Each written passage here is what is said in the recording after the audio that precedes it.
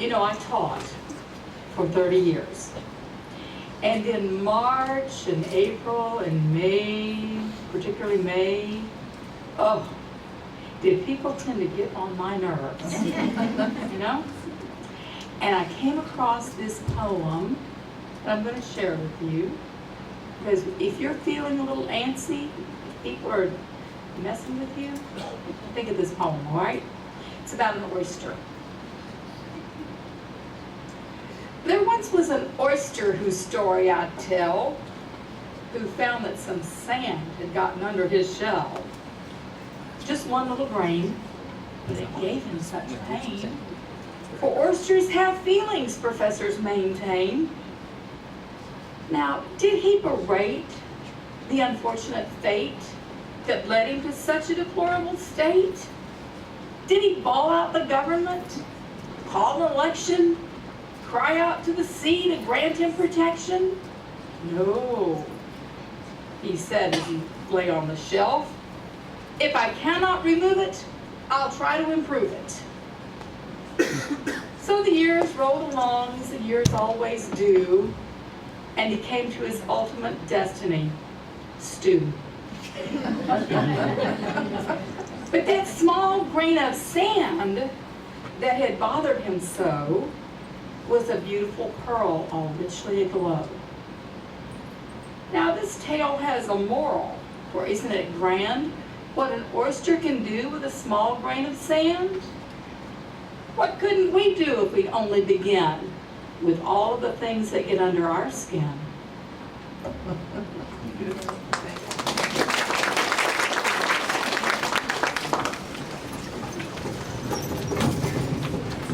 I pledge allegiance to the flag of the United States of America and to the republic for which it stands, one nation, under God, indivisible, with liberty and justice for all.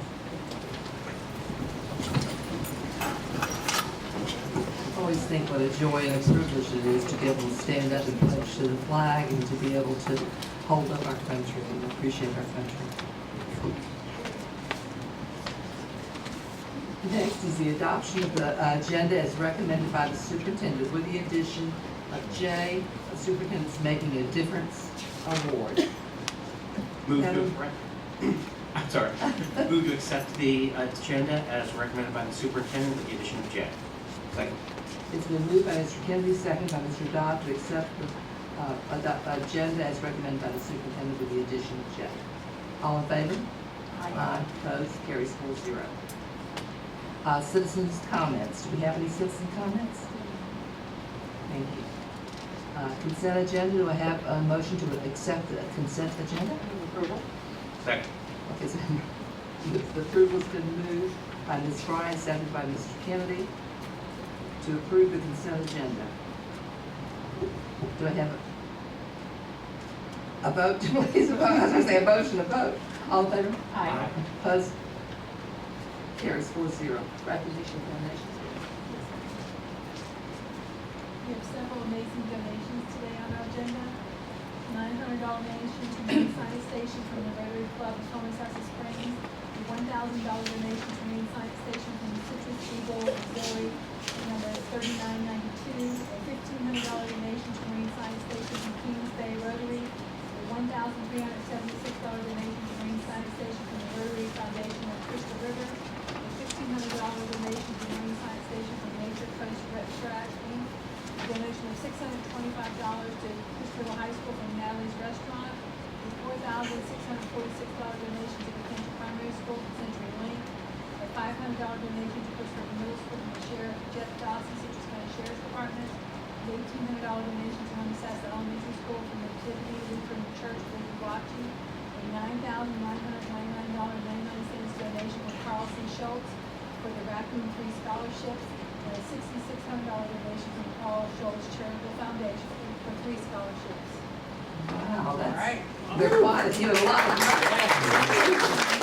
Now, we feel like y'all did last night with all the money that was given. This doesn't go to us, but it goes to the school system, so we really appreciate it. Thanks so much. Madam Chair, just Yes. one thing out of order, but that was approximately $14,000 in donations to the Marine Science Station. Just to let this board know, That means that 43 students right now are headed to the Marine Science Station for the summer camp this year.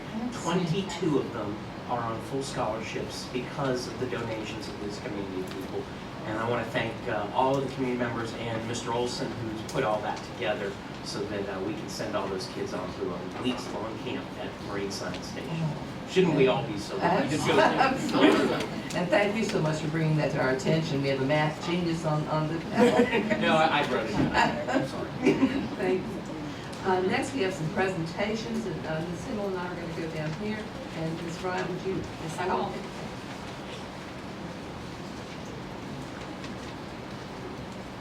Schedule your joining us.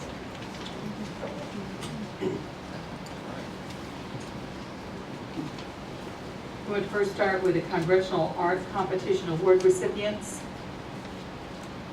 Good afternoon, members of the board, Mrs. Himmel, Mr. Mullen, Mr. Bradshaw. It's my pleasure this afternoon to recognize 3 of our high school students who have recently received recognition from the recent annual Congressional Art Competition for the 11th Congressional District in Washington, D.C.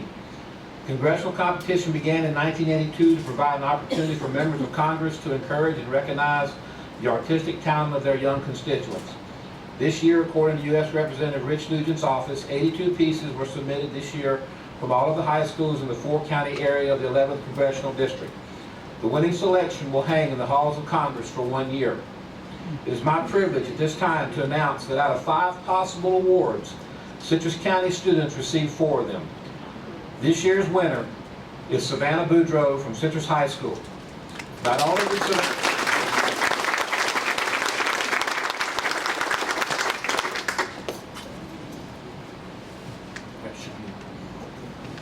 Not only did Savannah have the winning entry, but she also had an entry that received an honorable mention. Savannah is a senior at Citrus High School and plans to attend the University of North Florida in Jacksonville. The 3rd place winner was senior Andrea Mondriano, also from Citrus High School.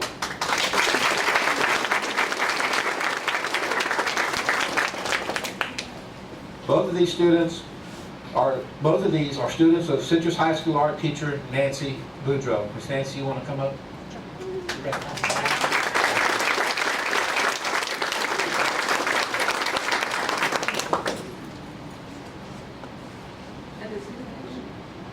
There's a connection.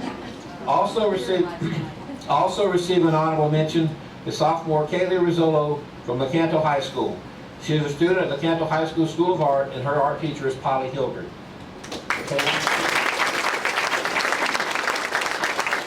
I would like to congratulate these 3 young ladies and their teachers on a job well done.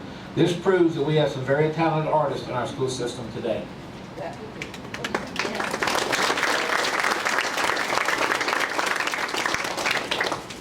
Next, we want to recognize Citrus High School drama, the one-act state winners. All right.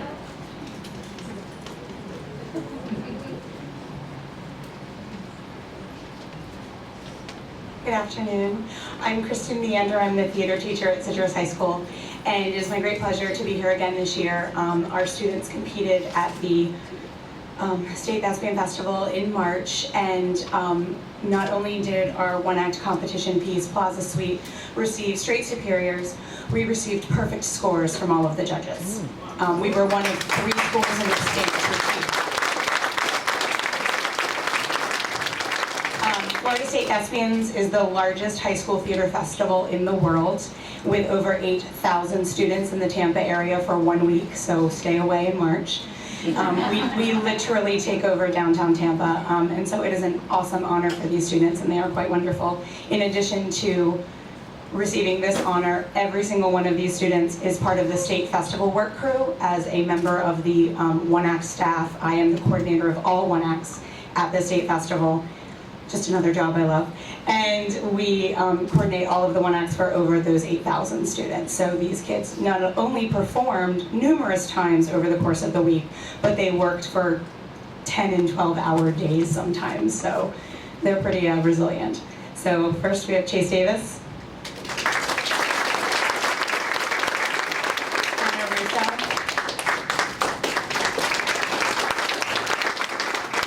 A familiar name today, Savannah Boudreau. Jill Kopis, Jada Davis, Isley Din, Kevin Flaherty, Sydney Hale, Brittany Holder, Nick Holder, Bella Huff,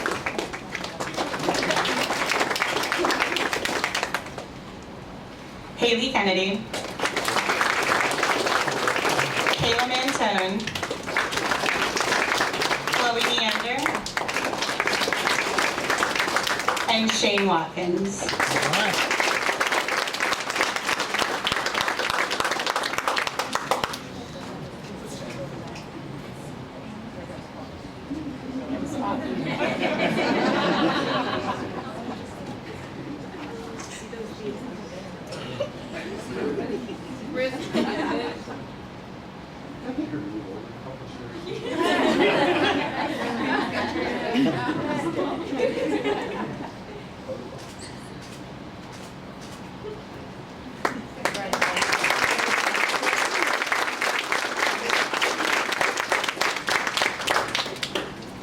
Next, we're going to recognize the Citrus High School Symphonic Band State winners.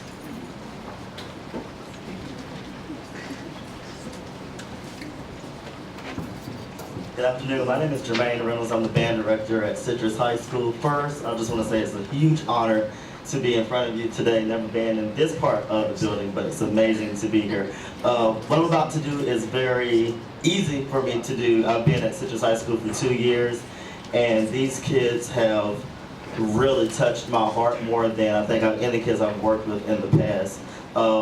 These students I'm going to bring to you in February went to the district level and received superiors, and they were able to go to the next level to state. And I told them before they went to state how difficult it is to walk out of there and earn a superior. I'm very happy to say that 100% of them went to state and got a superior. So that's really good.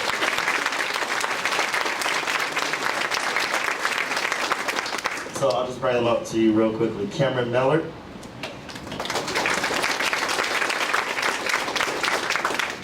Jonathan Manchester,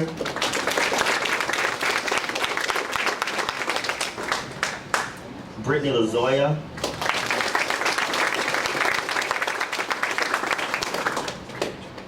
Rhiannon Albert, Casey Helt, and Michael DiFiore.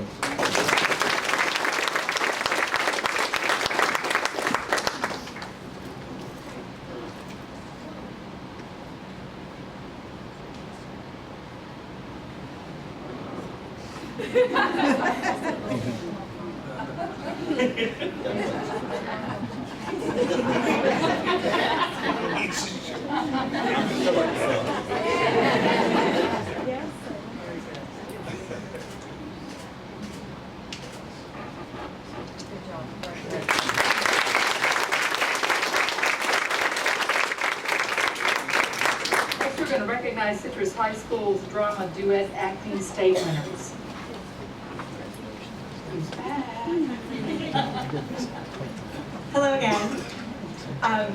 In addition to our competitive performance that we do that is a group event, we also have numerous individual events that are capable of performing at the state level. There are 16 competitive events in both technical and theater design, production, and performance. And 2 of our students received a superior rating on their duet acting scene from William Shakespeare's Much Ado About Nothing. And they are Chase Davis,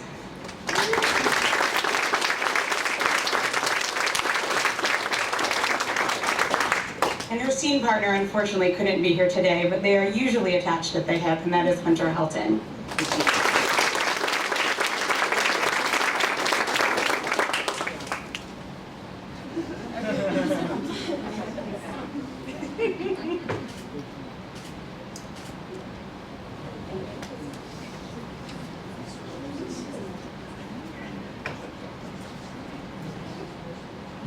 Next, we're going to recognize Logan Shaw. Would Logan Shaw please come forward? We are recognized. Good job, kids.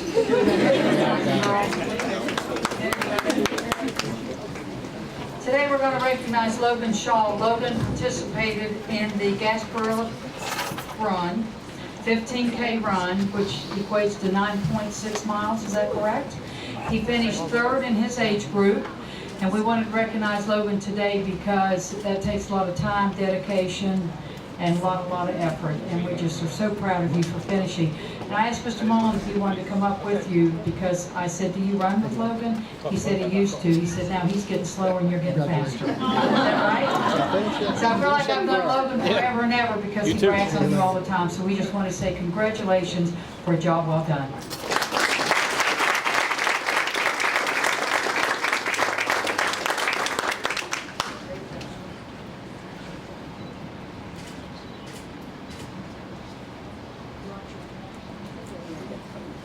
Come on, Mom and Dad.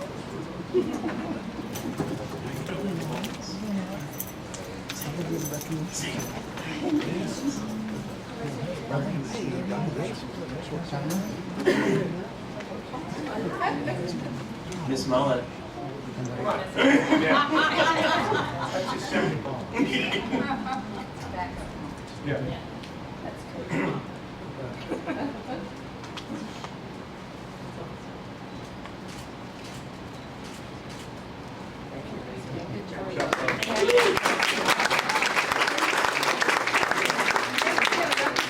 The Citrus County State Science and Engineering Fair of Florida winners. Good afternoon, school board members, superintendent, students, parents, faculty, staff, district staff, administrators.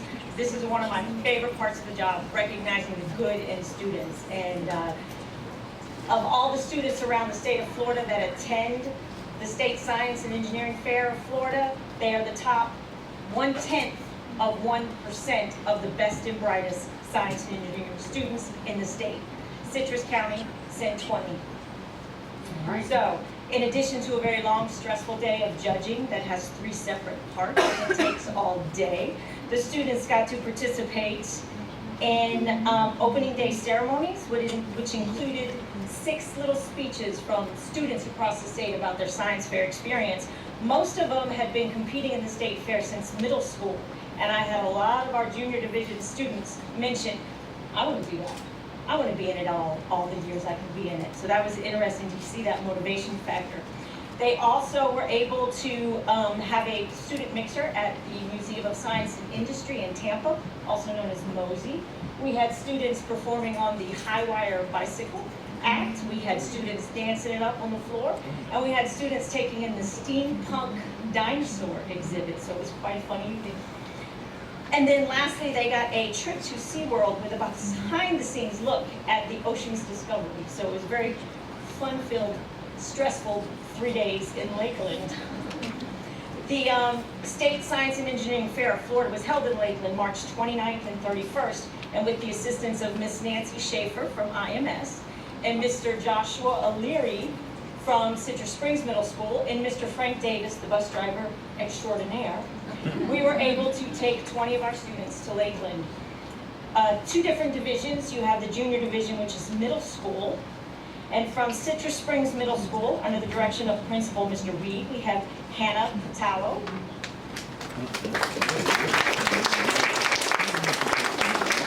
From IMS, under the principalship of Mr. Ernie Hopper, we have Kelly Harper.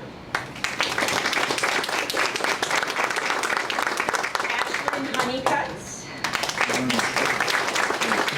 Brendan Balmer. Joshua Brunk. And Olivia Croft.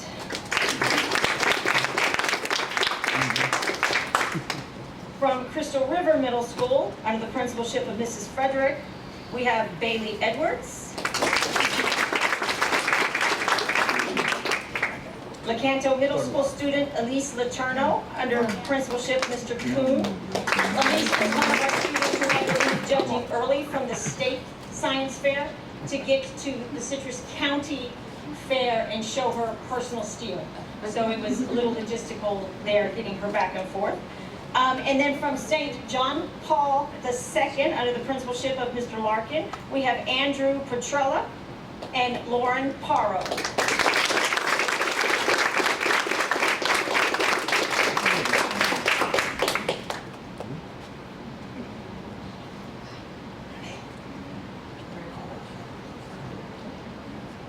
Of these students in the junior division, you have Elise Letourneau, placed 4th in the junior science division.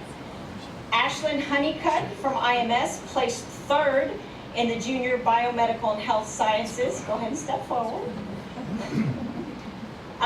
We had Joshua Brunk, who placed 4th in the junior environmental engineering, and he also won a special cash award from the Big Springs Regional Science Fair Committee.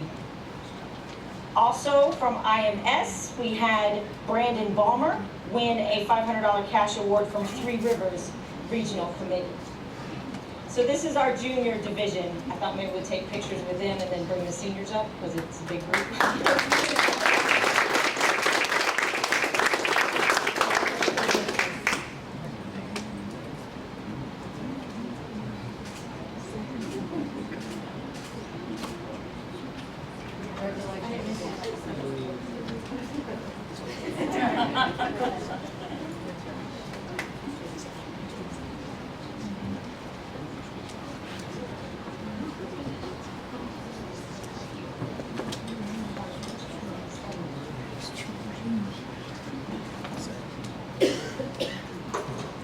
And now to our senior division, which is our high school students.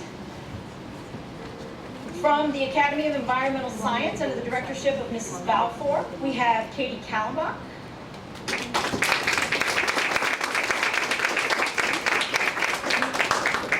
Michelle Bino. Beno, I'm sorry. 7 times I have to say her name. I'll get it. Kelly LaPlante. William Merritt.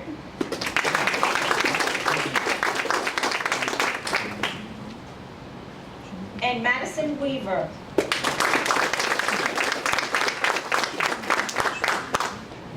From Citrus High School, under the principalship of Mr. Hilger, we have Mitchell Rosen.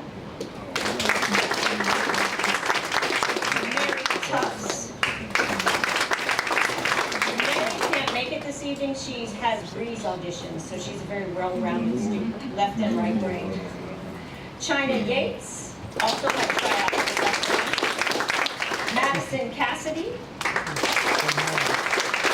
And Shannon Rowland.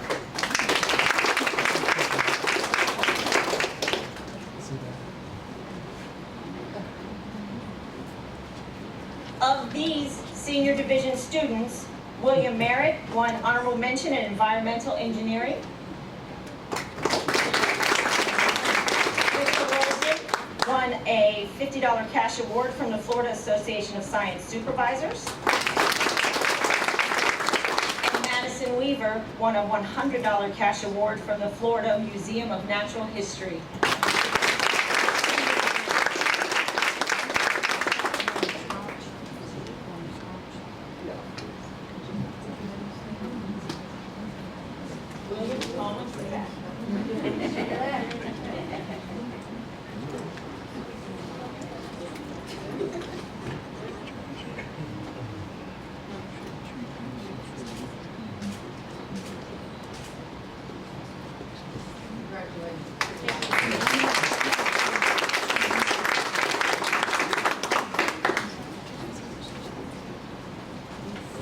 Next, we have the recognition of National Merit Scholarship participants. That's not me, but hang on just a minute. Donna Bowley, I would just like to say publicly to Donna Bowley, thank you for what you do for the science fair.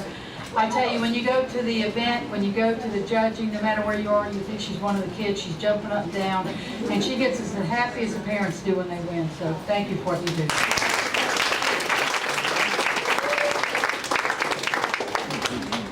Now we'll have the recognition of the National Merit Scholarship Program.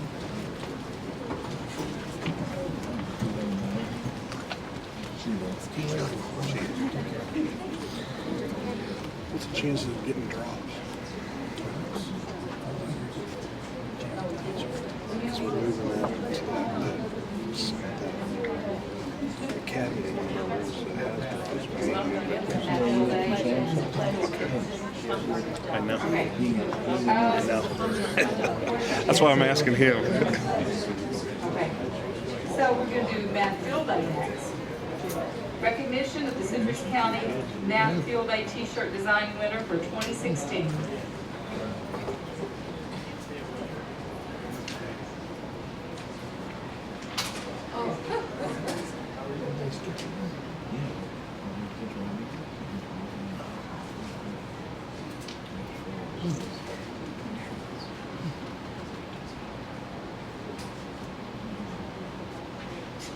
I'm Beverly Tidwell, Math TOSA for the district. Good afternoon, Chairman Powers, School Board members, Superintendent Himmel, Assistant Superintendent Mullins, and Mr. Bradshaw. I'm excited to be here today to recognize this year's winner of the Math Field Day T-shirt design contest. The Citrus County Education Foundation and Suncoast Credit Union sponsored the Math Field Day competition along with the T-shirt design contest. This competition is open to all middle school and high school students in Citrus County. The students on the first place teams in each division at this year's event received a T-shirt displaying the winning design. Math Field Day committee received many entries and had a difficult time making a decision because all of the designs we received were outstanding, but ultimately one entry stood out above all others. I'd like to recognize this year's design contest winner, Katie Colberg, 7th grade student from Inverness Middle School, for her effort. Katie is also being awarded a $50 gift card to Barnes & Nobles. Earlier, she was also presented a t-shirt with her design on it. Thank you, Katie.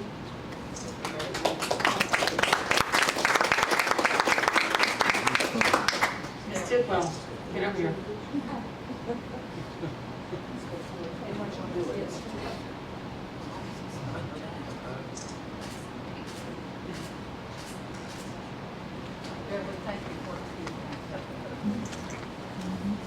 Awesome.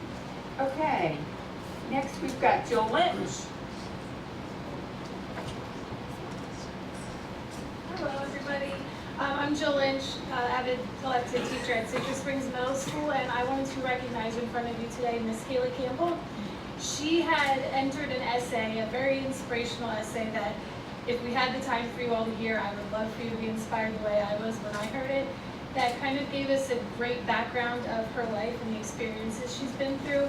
And out of thousands of entries across the nation, Haley was chosen to be a student speaker at the Avid Summer Institute in Orlando, which is an amazing accomplishment. So Haley, if you want to come on up.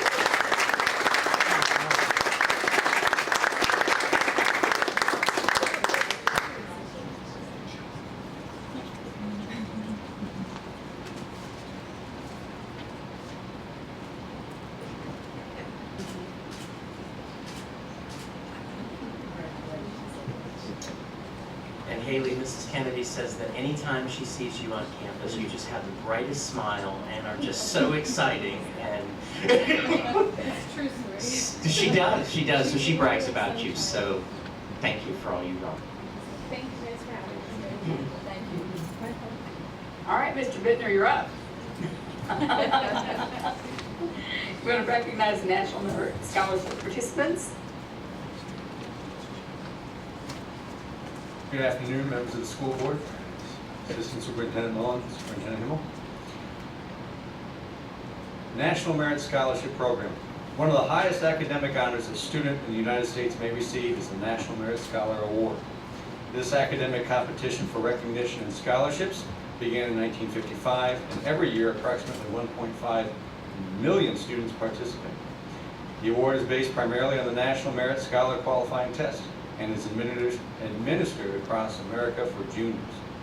Of the 1.5 million entrants, about 34,000 are recognized as commended scholars. That would make them in the top 2% of students in America. The commended scholars at Lecanto High School in Citrus County this year were Nikki Craig, Claire Farnsworth, Christopher Marini, and Thrishna Singh. I'm not sure they were able to make it. They're studying. That's my B exam tomorrow. The pathway to become a National Merit Finalist and National Merit Scholar is rigorous. These students represent the top 1/2 of 1% of all students in the U.S. The 2015 National Merit Scholar for Citrus County School District is Chase Benoist from Lecanto High School.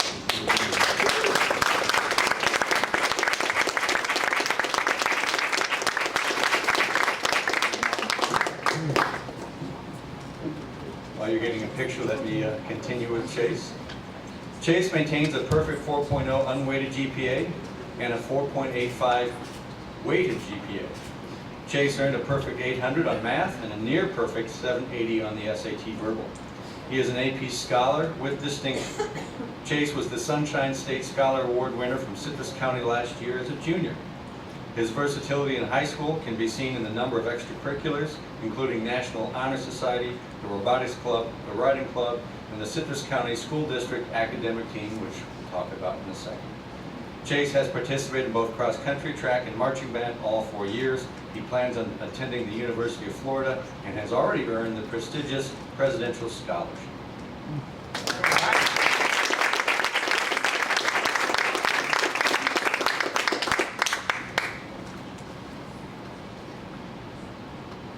Did you want a picture with your mom? That's what I was asking you. Oh, we're trying to find her.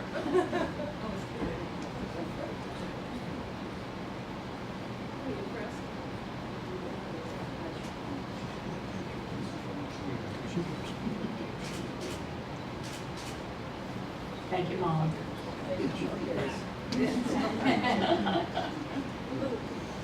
Right. Academic? Yep. The Commissioner's Academic Challenge is a highly academic statewide high school tournament that started in 1986. Citrus County School District has sustained a winning reputation and legacy that has been unmatched. Each team consists of 6 members, 4 participate, 2 are alternates, and they switch that up as they go through each round.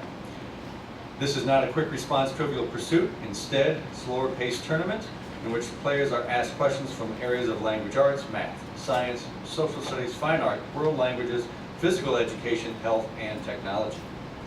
This state competition has 3 divisions, and we would like to recognize the students who placed 3rd in Division II in the state of Florida this year. Chase Benoist, Nikki Craig, Shashank Desaraju, Matt McDermott, Dennis Yin, I'm sorry Dennis, and Nick White.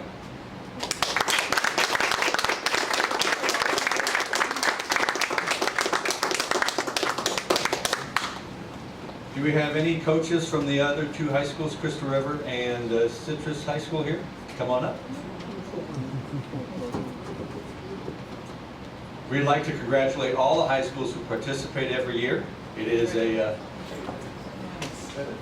Dennis is here, good. It is a challenging job. We'd also like to thank our district coach this year, Mrs. Lynn Borst.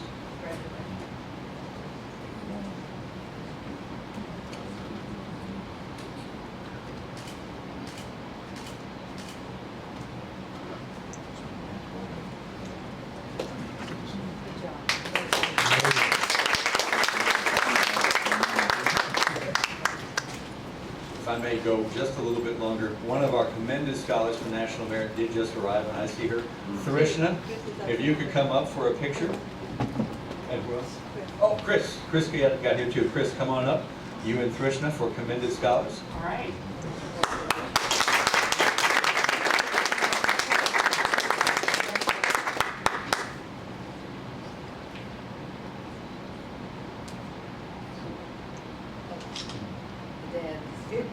Jackie, what there, sir?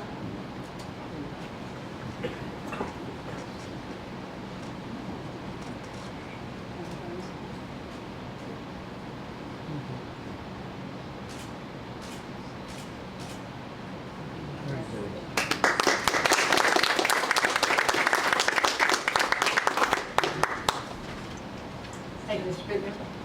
Okay, we're ready for school operations, educational services. Mullins. Keep doing that.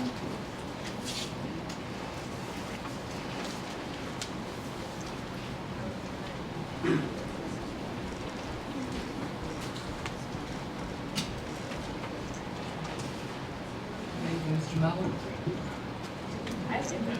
Are you ready for the contract for rehabilitation? Yep, that's where we are.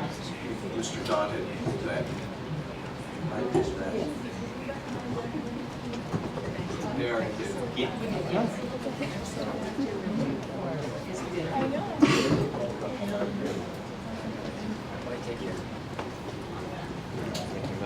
Okay, sure. Good job, guys. Good job. Congratulations. Thank you.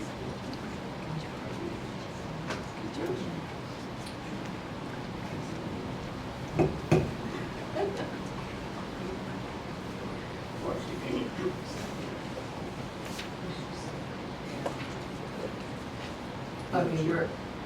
Madam Chair, prior to discussing this matter, I would like to inform the board and the general public that I perceive a potential conflict of interest in that my wife, Laura Dodd, is a part-time employee of Achievement Rehab. She's an occupational therapist. She works part-time. She has not worked in the schools. But as such, I will abstain from voting pursuant to Florida Statute 112.3143 as I perceive a potential conflict in this matter. Thank you. Madam Chair, then I move that we approve the contract with Achievement Rehabilitation through therapeutic intervention for physical, occupation, and speech-language therapies. Second. It's been moved to approve, by Mr. Kennedy, to approve the contract with Achievement Rehabilitation through therapeutic intervention for physical, occupational, and speech-language therapy, seconded by Mrs. Bryant. All in favor? Aye. Aye. Opposed? Carries 3-0 with one abstention. Thank Mrs. Dodd for her work. Thank you. Even you be able to say all of that, that's what we do also. Okay, Human Resources?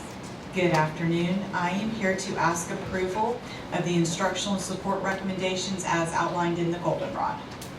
I'm going to take a moment to take a look at those, please.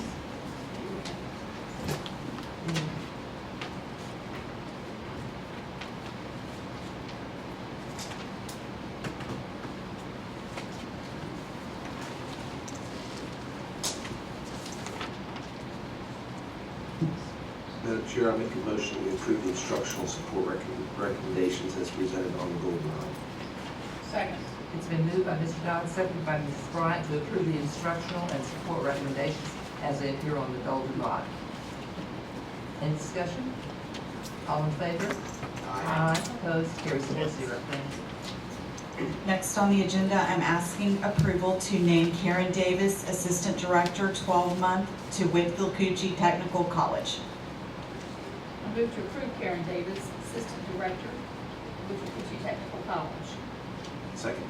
It's been moved by Mrs. Bryant, seconded by Mr. Dodd to approve Karen Davis, Assistant Director, 12 months, with the Coochie Technical College. Discussion? All in favor? Aye. Aye. Opposed? Carries 4-0. Thank you. Next, I'm seeking approval for hiring of 2 additional social workers to District Student Services. Really? I move approval for hiring of 2 additional school social workers for student services. Second. It's been moved by Mr. Kennedy, seconded by Mrs. Bryant to approve the hiring of 2 additional social workers in the school. Discussion? All in favor? Aye. Aye. Opposed? Carries 4-0. Wonderful. Thank you. Next, I'm seeking approval to fund the Coordinator of Instructional Support for Teachers effective July 1st, 2016 through October 28th, 2016. I'll make a motion to approve, fund the Coordinator of Instructional Support for Teachers effective July 1, 2016 through October 28, 2016. Second? It's been moved by Mr. Dodd, seconded by Mr. Kennedy to approve to fund the Coordinator of Instructional Support for Teachers effective July 1st, 2016 through October the 28th, 2016. All in favor? Aye. Aye. Opposed? Carries 4-0. Thank you. Thank you. Have a great evening. Thank you. Ms. Zernick?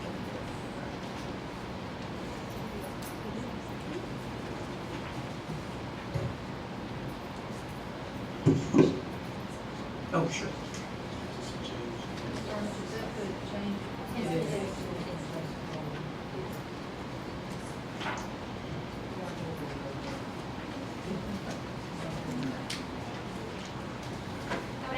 approval of the 2016-2017 agreement between the School Board of Citrus County and the Citrus County Sheriff's Office for the School Resource Officer Program. I'd like to bring to your attention a change on page 7.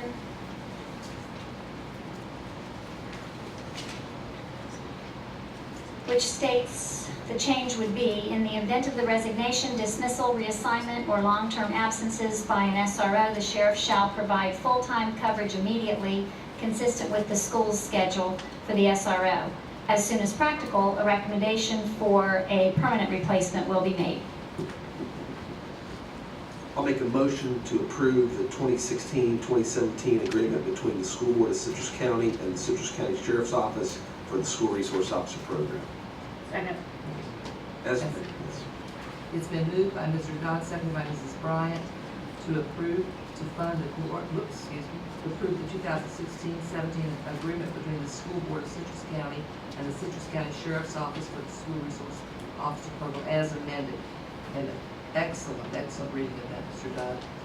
Appreciate it. All in favor? Aye. Aye. Opposed? Carries 4-0. Thank you. Thank you. Ms. Wilson? She's not here. Ah. The next item is staff was directed to present funding alternatives to the school board at the last meeting. Staff has arranged for options to be presented to the board for capital. Mr. Blocker has assisted us with this endeavor. I'll turn it over to him. Thank you, Mr. Mullen. Good afternoon, board. A familiar face today for Mr. Blocker. I'm trying to bring up a presentation. While that's loading, we will introduce Brett Wilder for you. He's the financial advisor for Citrus County School District. He's going to talk to you all about some financing options and capital improvement plans to go along with some of your needs that we're foreseeing to see in the next 1 to 5 to 10 years that's out there. So as this thing rolls up, we'll let Mr. Wilder get started. Present you the information to hopefully have a good conversation and maybe set some direction. Mr. Walker, it's always relieves us to know that we look at things 5, 10 years ahead of time instead of next week and knee jerk, like some places do.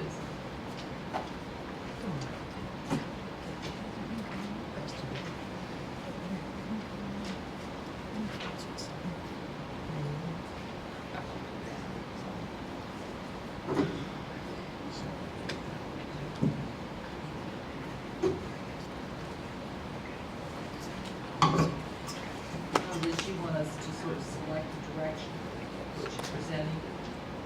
Brett will present the options, explain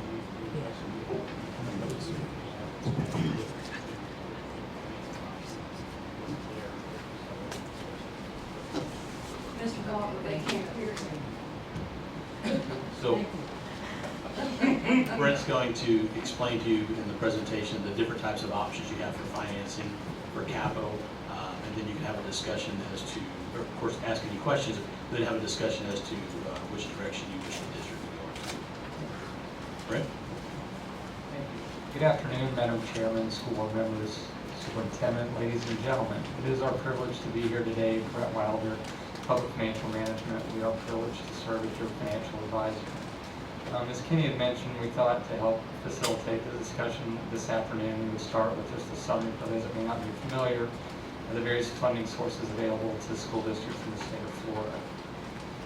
We'll start with two different categories. The general funding sources are the Public Education Capital Outlay, otherwise known as PICO. There's Capital Outlay and Debt Service Funds, otherwise known as CONDS funds. And then locally we have a Capital Outlay millage, which under current statutes is limited to 1.50 mils. These can be used for pay-as-you-go capital, or they can be used to make lease payments under a financing arrangement known as Certificates of Participation, or COPs. Other funding sources that we'll discuss include sales taxes, general obligation bonds, impact fees, and other referenda options that are available under Florida statutes. Starting with the state sources, PICO and CONDS are direct state funding sources. They come directly to all the school districts based on the formulas stipulated in the statutes. And for all intents and purposes, they provide very minimal funds to districts for capital local construction. Even more so in recent years, as I'm sure you're aware, PICO in particular has been used, shifted to higher ed and charter schools and taken away from public schools. So really the primary funding source for the majority of districts in the state ends up being our local sources, which is the capital outlay millage, which is currently limited to 1.5 mils. It can be used for construction, maintenance, technology, and transportation. Again, we can use these for pay-as-you-go programs, or we can leverage these and make lease payments if we need to finance, if we need to accelerate construction and front some of that money. Up to 75% of those proceeds can be used to make lease payments. And just some additional information, as I'm sure you're aware, it was before the Great Recession, we were able to levy 2 mills. That's down to 1.5 mills, and based on information we're aware of, for this district alone, the difference between 2 mills and 1.5 mills has been a reduction of around $40 million to this school district since that time. In addition to those sources, the legislation and statutes do provide a limited amount of discretionary funding sources, all of which require a referendum, meaning voter approval. The short-term millage options include either a 2-year or a 4-year millage. The 2-year can be used for either operating or capital needs. The 4-year option can only be used for operations. The other referendum options available to you would be general obligation bonds, which are authorized. That would allow millage to be used to pay for debt service for new long-term bonds. And there are 2 sales tax options available. One is called the Local Government Infrastructure Surtax. That is levied at the county level, and more often than not, those revenues are shared with the municipalities and in many cases school districts as part of that. School districts are also able to levy their own surtax, separate, independent, strictly for school construction. That is limited to 1/2 penny.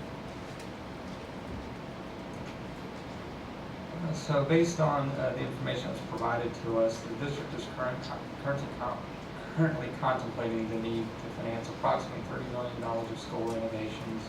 These are very preliminary figures for the following schools. Our firm was asked to provide a summary of financing options for this $30 million, which would include certificates of participation, which is funded with existing resources of the district.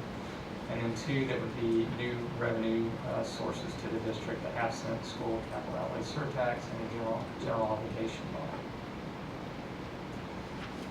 We provide below a summary of what the lease payments would look like for a $30 million COP, assuming both 20 and 25-year amortizations. We remind the board that there are some 2010 COPs still outstanding that are required, have payments just over $3 million that are required to be made through 2027. I'll draw your attention to the bottom row in this chart, which shows that if we were to borrow an additional $30 million, it would require somewhere between 0.54 and 0.64 of our 1.5 mils. To put that in context, on the next slide we show in the solid area, those are the required payments on your existing COP programs, the 2010As. And then the various lines above that show what the lease payment requirements would be, depending on how you would eventually structure it. So whether it be 20 years or 25 years, whether we issue it for level debt service payments or deferred principal, it's pretty apparent that there would be a significant increase in the requirements of your 1.5 mils. That's generating around $14 million, and this would require somewhere between 4.5 and 5.5 million of that just for lease payments before you took care of any other of the priorities of the district. So the next scenario we analyzed was to look at a half-cent sales surtax. Based on data provided by the state of Florida in the Local Government Financial Information Handbook, a half-cent sales surtax would produce an estimated $6.4 million in 2 citrus schools over a 1-year period. And so the sales tax, you it's a half penny, and you determine how long you would request voters to approve that. We picked 10 years for our analysis simply because that seems to be a fairly common term for the sales taxes that have been passed in the state by our other clients. So if we assume absolutely no growth whatsoever, just a static $6.4 million a year over 10 years, our analysis indicates that based on current market conditions, you could afford to finance the $30 million of current project needs, plus have an additional $31 million of available capital revenues available for other priorities over the 10-year period. So a total of over $64 million that would be generated, again, assuming no growth or decline in that revenue stream. And this, again, we've provided the data to give an indication of the debt service requirements for this type of financing. And then last, we looked at general obligation bond financing and what that might look like. So if this is, again, another voter-approved alternative for financing long-term capital needs, we ran a $30 million offering for 20 and 25-year terms. And if we assume no growth at all in taxable values, our analysis indicates that it would require additional millage of somewhere between 0.2 and 0.25 in order to finance $30 million. So with that, I will take a pause here and be happy to address any questions that the board may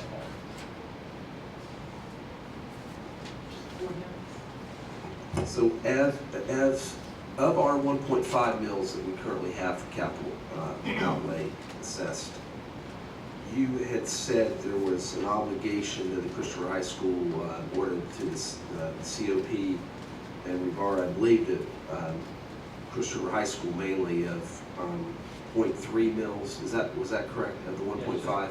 Just over $3 million is our annual, as indicated in this chart. That's our annual requirement for now through 2027. Okay. And which equals to, which is the same as about 0.3 of our 1.5 mils, though, I believe. Is that correct? Yes, sir.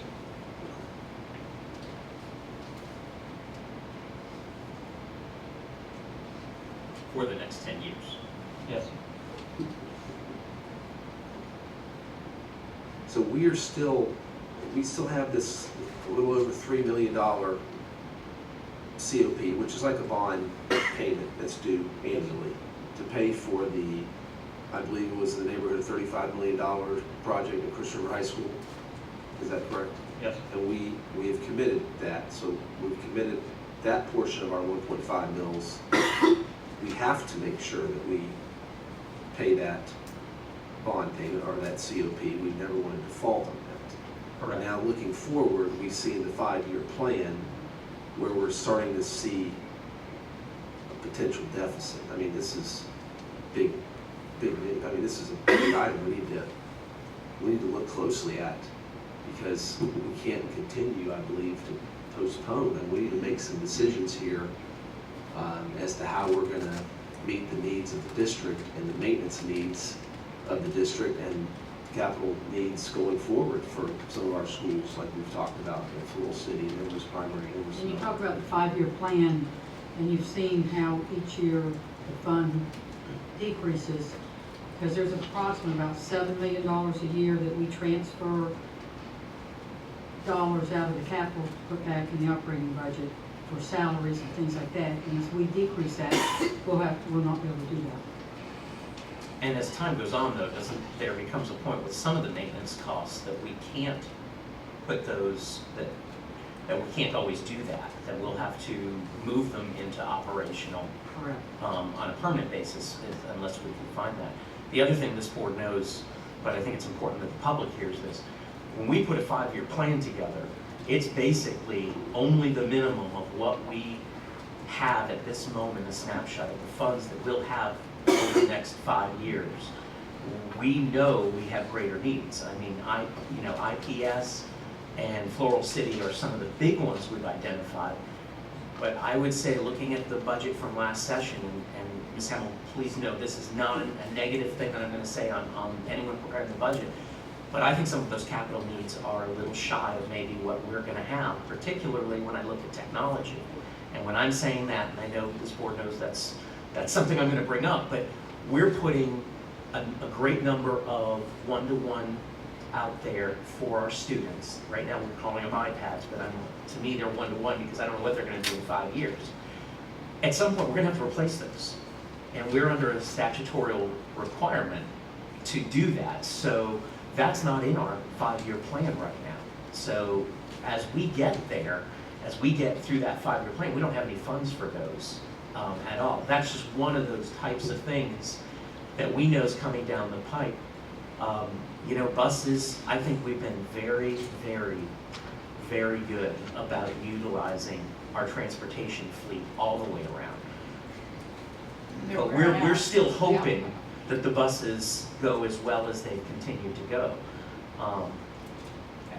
I just think we know that this board knows that our needs are going to continue to be greater. And one of my fears that is happening is there's a lot of people believing that we should put this on the backs of ad valorem taxpayers. That's a concern I have with some of the proposals here. Is I'm not sure that I feel like we are doing the public the best by completely depending on the ad valorem taxpayer for this. So I like that we've explored these other options, and I hope this board we can have a little deeper conversation as to some of those options, because I like the idea of at least exploring the idea. I like the sales tax because it's not all us. Right. It's whoever comes to Citrus County. I agree with you, Jeremy. I always pictured increasing the ad valorem taxes as like in having dinner put out on the table, and then 2 more people come, 5 more people come, and 6 more people come, and you still have the dinner you started with, you're thinking the backs of the people or the things that are already there. Whereas the sales tax, it's generated by those who come in and are coming to the schools, the people who are alive. So it's spread, and it's spread with people there. Everybody pays some. No person pays all, or no group pays all. And that seems more than fair. That's a good question, though. We call it a sales tax. Is it a sales tax? Because I think there's 2 options that you've talked about. Can you maybe explain the differences between I think one's a surtax and one's a sales tax? Yes, so both of the options that we, just for, get back here. So both of the options we're referring to on the sales tax are surtaxes, and we make an important distinction between a sales tax. In the state of Florida, surtax is distinguished from a sales tax because there's a limit on the amount of purchase that is applied to. So for a surtax in the state of Florida, it only applies to the first $5,000 of the cost of a purchase. So for large ticket items that would be in excess of $5,000, the incremental tax is only applied to that first $5,000. Are there any other limitations as to the things that doesn't get taxed in either of those? I mean, like, does food get taxed? Like most sales taxes in the state, food, rent, those types of things are generally excluded. I do believe, though, that commercial property rent doesn't that pay sales taxes? Would that not be a part of the surtax? You're going beyond my recollection of that. We'd have to research it and get back to you. Commercial property doesn't pay sales. Right. Well, one of the issues here, though, is that either one of these options, it's not going to be our power to vote for these revenues. I mean, it's going to have to come down to our citizens to decide. Well, to vote for education, whether we do a millage increase on the property taxes or we do sales surtax, it's not going to be our vote. Our vote would only be to recommend it to go on the ballot as a referendum. Isn't that correct? Yes. But I do think we want to make sure that I would hope that we're all in agreement on the board so that we can speak at least together on that. Well, the fact of the property tax millage increase, I mean, we're talking a 2 or 4 year time period, relatively short time period. I too have problems with passing on tax increase to property owners. I mean, I would rather explore the sales tax option. And I know that's what we're doing here, but this is a big big topic. I mean, this board's gonna have to decide. But I do agree with you, Mr. Kennedy, that it'd be best that we speak with one voice on the matter. And it seems like, if I'm looking, tallying correctly, that the four of us are looking at the sales tax, surtax, we're not looking at property and increase tax. Well, I think first of all, and I would, yes, I think that is, but I think that we're all recognizing that ad valorem taxpayers, it concerns us. A 2-year period with the needs that we're talking about, our needs are not going to grow, are not going to grow. Our needs are not going to just be for the next 2 years. We have very long-term needs. By the time we get through just, for example, the east side, and that's kind of how I'm looking at it, is an east side renovation, as we've done on the west side, we are very likely going to be headed directly into needing to make improvements in the central part of the county, because right now we have a significant number of students that are increasing in those numbers there. That's not even taking into consideration the fact that this board knows, we just had a legislative update on this, that for every student coming into the county, because of the new open enrollment, we don't get capital dollars for those students. And I don't think that people are really understanding the financial impact that has, because we know with classroom size, one student, just one student we could be forced to take, that can dramatically change just adding another teacher. And I know how principals feel. I didn't think they got any less scared, Mr. Blocker, this year when they saw Mr. Mullen than when they saw you, because it's tough to figure out how we're going to finance just one classroom. And every time that we have to do that, one classroom doesn't just equal general funds, it does equal capital dollars for us. Well, my concern is the fact that, whatever we do, we need to do it quickly, because it's got to go to the county commission before it can go on the ballot, and they've got to approve it. So we need to make up our minds.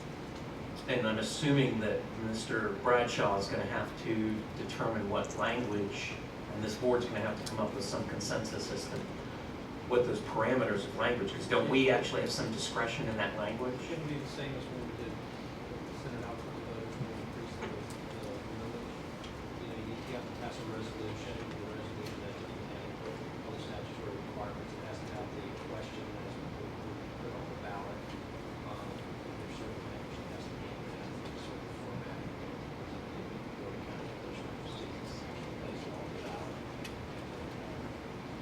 Consider this skill to be formatted for the election. What's our time to do all of that? I contacted Ms. Bill's office yesterday, and an email saying that the latest will be August 1. Where to get to what point, officer, everything? That she needs to sign, approved here, approved there, final format, all before August 1. So that's for the November election? Yeah, that's subject to change. I mean, I didn't get to speak to Ms. Gill, she's out of town.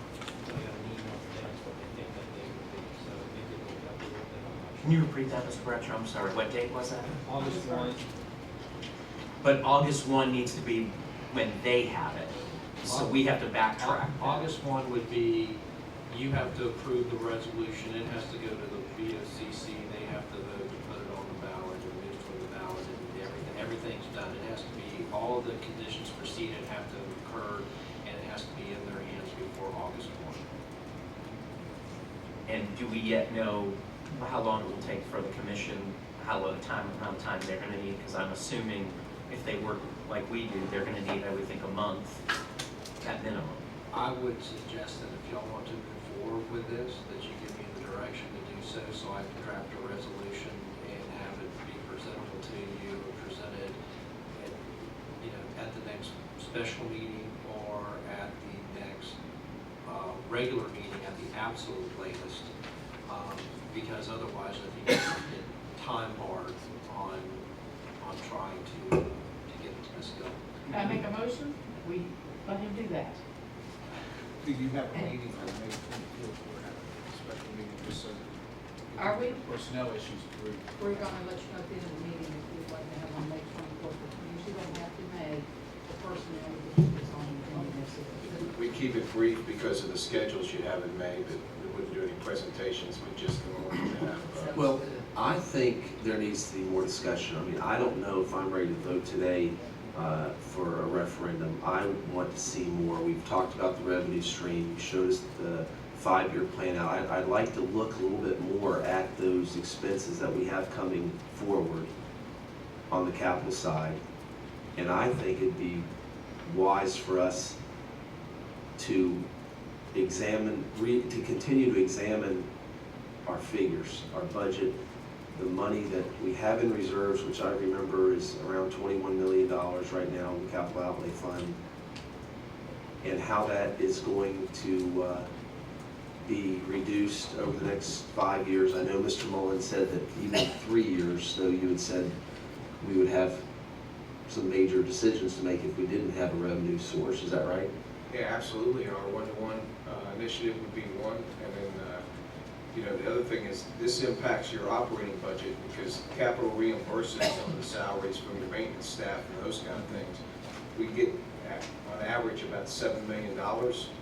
Walker, that we reimburse from capital back into operating. Those expenses can't be costed back in. That's $7 million hit to the operating budget. We had that this year. There's no way we would have survived it. Not with a $250,000 increase from the state. My name is, and this is simply for my time frames and everything. I don't think you're voting today to actually do a referendum as much as giving some direction that that's something that you would like to explore. My concern would be is that if you wait and don't give me some direction to go ahead and draft one that you may or may not approve at an upcoming meeting, that, if you wait till the 24th and say, we've thought about this, now go out and draft it, your time frame is going to get too short to actually get it on a ballot. Whereas if you go ahead and draft one, and we'll continue the discussion, and maybe at the 24th you say, yes, we want to move forward, or at the 24th you say, no, we've reviewed everything else and we don't want to move forward. But at least you haven't foregone that option because it's kind of late. I don't want to say it's late in the game, but you need to go ahead and start moving forward, getting some of these things into place if you ever decide to go forward. Because if you wait till June, you're not going to make it. That's right. The thing that I'd like for us to keep in the back of our minds is the difference between the 1.5 and the 2.0. I mean, we were told, thank you Tallahassee, that's cost us $40 million. We need to replace that somehow or another. And Ms. Bryant, going on just what you said, I'm looking right now at the budget presentation that we had. And this is what's brought us to the conversation today. Our actuals ending in the 2013-2014, a fund balance of $52,000, called $53,000. With just the items that we have identified that are needing to be done through this year, that puts us to that by the end of the 2016 year, we are headed towards, I believe it has here, that within 5 years, we have basically no fund balance. And again, I would say that what isn't included in those figures is barely doing the technology implementation that is the state has mandated right now. And they may say they're sending us money, let's make this clear, and we just had this a few minutes ago before this meeting started, but we didn't get 3% in funding. We didn't get even 1.5%. As a state, we got 1%.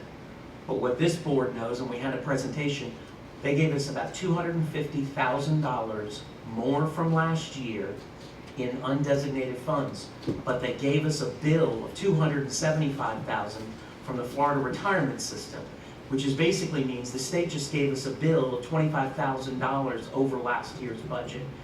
And we are blessed enough to have a deputy in the back room. Well, our deputies no longer from last year are being paid in our budget out of the allocations the state gave us. As we talked about last, it covered the deputies, it covered their special assignments, it covered the crossing guards. Now, it doesn't even cover the basic SRO services. Where are we finding this money? And how is this not impacting our general fund? This is affecting our general fund. I think Mr. Don's asking for some figures, and the question is when. Oh, this we have isn't those directed, by the way, at figures. Mr. Don. At all. No, I mean, he's asking for some figures before he feels he can make a decision on it. We know that we can go ahead and have things drawn up, ready to go if that decision is made. So I think it's a time element. Either we can, next week, call a special session and ask for the financial information of Mr. Don. What additional information are you asking for? Because what you have in that budget presentation is what we have. Well, if we're going to go to the public with a half-cent sales tax referendum, we're going to need to explain to them where that money is being spent. And that's what I want to know, where that money, specifically, we've talked about Floral City Elementary School, we've spent $100,000 on the master site plan. We know there's been 5 portables there since 1995, I believe it's been. So we know we have work, and that doesn't even include this deficit that we're going to hit. It's not even going to include any renovations to Floral City Elementary School. We just talked about putting in the budget $100,000 for Empress Primary School and Empress Middle School, knowing that there's going to need to be renovations there, and that doesn't even talk, that's not in the 5-year plan that we were presented on the budget figures, correct? So what I'm saying is I want to know, when I have to go to my neighbors and explain to them why I think this is a good decision, I want to be able to say, these are the figures.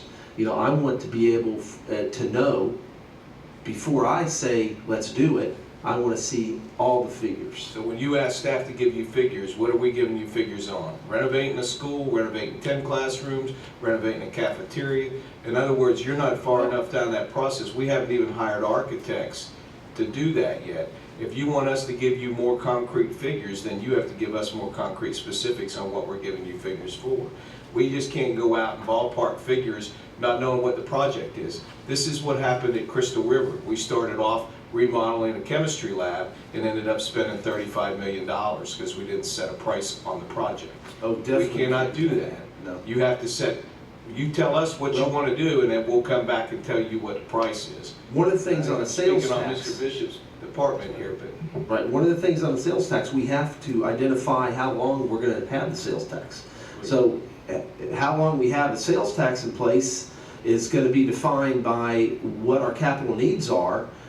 So maybe we should look at, if we just stay status quo with no new renovations, this is what we would need for this many years. But I would rather, I want to see that figure, but I would also like to see a figure based on renovations to make our schools what they should be for our students. We're an A school district. We know that if we start losing maintenance, if we start, if the schools start to deteriorate, that's going to have an impact on learning. I really do believe that. And Mr. Mullen wants to know what renovations you're specifically speaking about. Well, one of the things I think that's what staff would have to bring.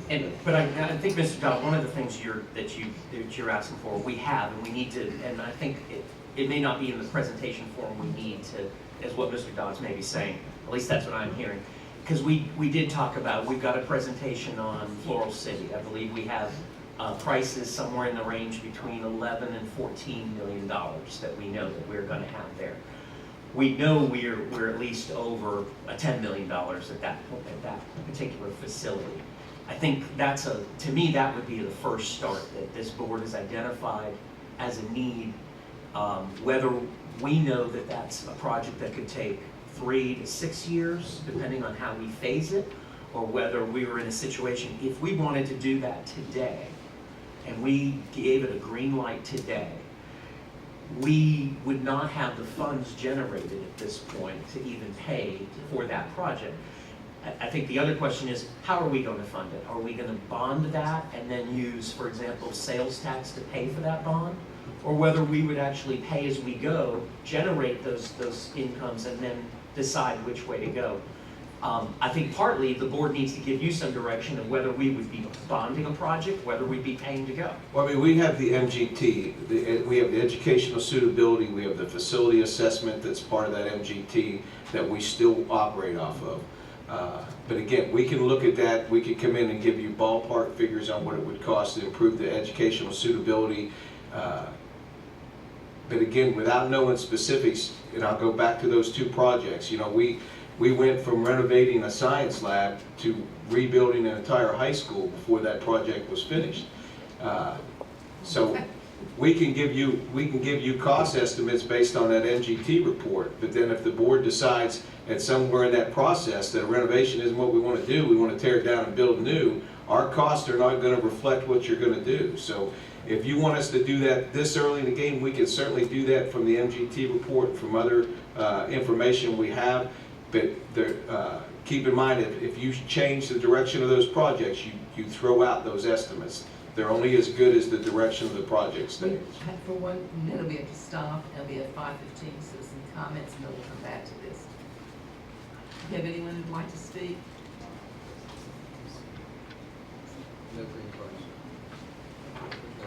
No? Okay, thank you very much. Johnny? Yeah, if you don't mind, I'd just like to take a second to take a walk back down the last couple of years. If you recall, back in 2007, we hired MGT to come in and test and make an assessment of all our facilities across the district. And at the conclusion of their process, they identified some schools as being priority one, and those schools were Chris River Primary School and Chris River High School. Those needs that were addressed in that initial report have been taken care of, and we've addressed those needs.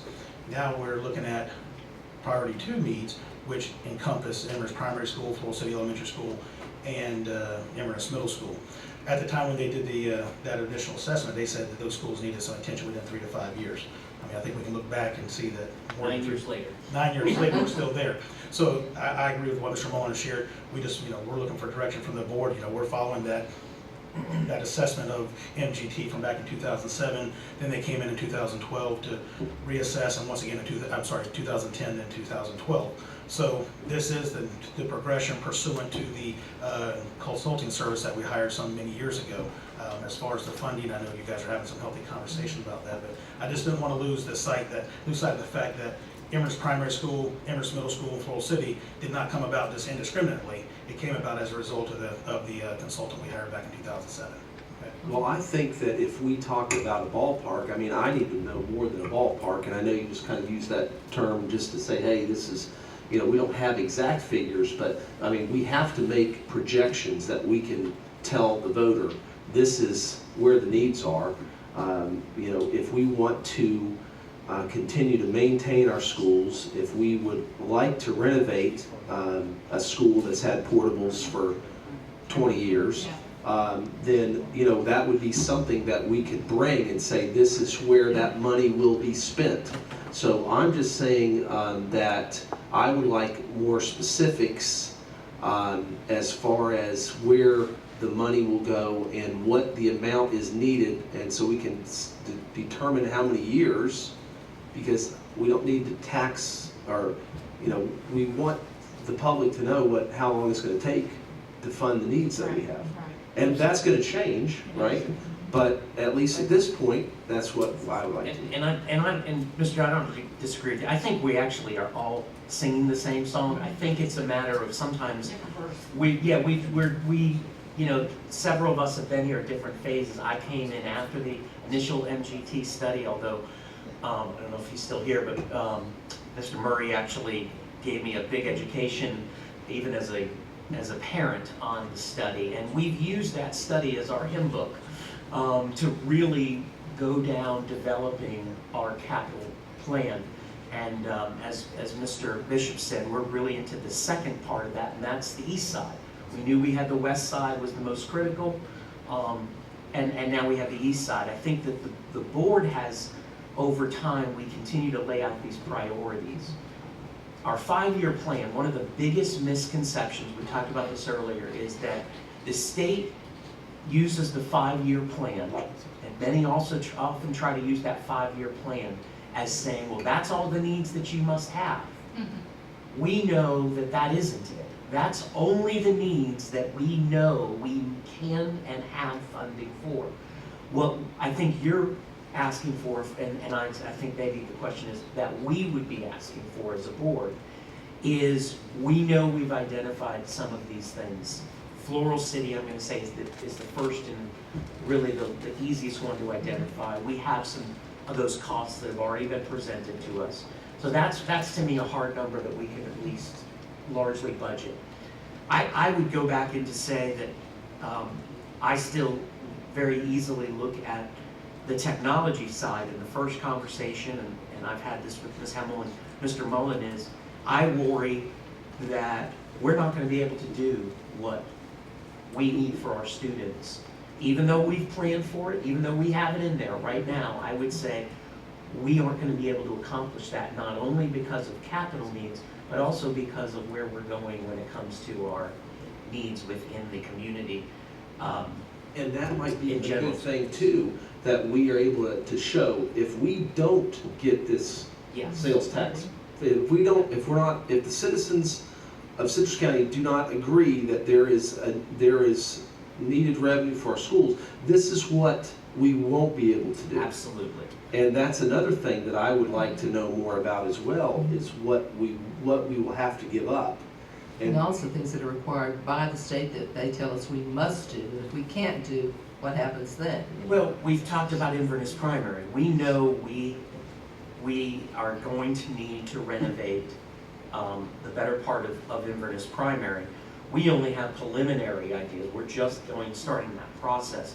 But I think we may have to put at least some of those dollar figures down, so that again, as we talk to the public, as we make this decision, we've identified that is part of what we're looking to fund it. Inverness Middle School, we have some changes that need to take place there, and we need to identify those. And I believe we have some others throughout this community that we have continued to say over the next, and I'm going to say because what was in this report that I don't know that we've talked about, but that I read, I know many of the districts, there isn't necessarily there's I think a 3-year minimum to sometimes as much as a 20-year period that a sales tax referendum can go for. I don't think either of us are talking probably at either end of that spectrum. But is 10 the max? I thought there was some longer. I think you can establish that. Mr. Kennedy, I think we need to ask Mr. Mullen what can be done, what can be presented. What do you feel confident in presenting? We need to ask you, we need to ask Mr. Block, You can address Johnny. the 10-year, 5-year. The 10-year in our presentation was for illustration purposes. We are not aware of a limitation. We know other districts that have indeed gone longer than 10 years for that specific tax. I still want to ask Mr. Mullen what you feel comfortable in presenting to the board, the figures you feel comfortable saying, this is We what can, we're we can looking at. present whatever needs you want, but if you send me out to Inverness Middle School and ask me to come back and tell you how much money we're gonna spend on there, I may decide that you wanna tear a building down. You haven't made that decision yet. You may wanna renovate a building. There's a big difference in cost there. If I had to do Inverness Middle School, the only thing to be left would be that front building, everything else would be tore down, we'd start from scratch. But that's not gonna be what you decide to do. So you need to decide how much money you'd be willing to spend at Inverness Middle School, and then we can spend anywhere from $3 million over there to $23 million over there. And we also need some flexibility that, for example, we could find ourselves in this period of time where now we have an influx, where we have what we call Elementary School A, which is the Central Ridge area near the YMCA. That could all of a sudden come and become a big factor for us. And many of the changes that we're talking about today could end up getting changed. We've seen the reverse of that at Crystal River High School, where there was a phase of a gymnasium, and there was a phase of raising some of the buildings there. This board said, no, we're not going to have the funds to do that. We're going to be a little more conservative. And so we repaired a building, renovated that building, and renovated the gymnasium.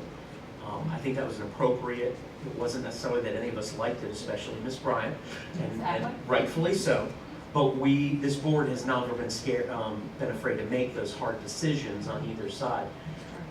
I think I think that we have to help provide some guidance to the We staff, do. because I I don't think the don't staff want knows what sight to do on it. us to lose sight of the $40 million we've lost because the state juggled our numbers.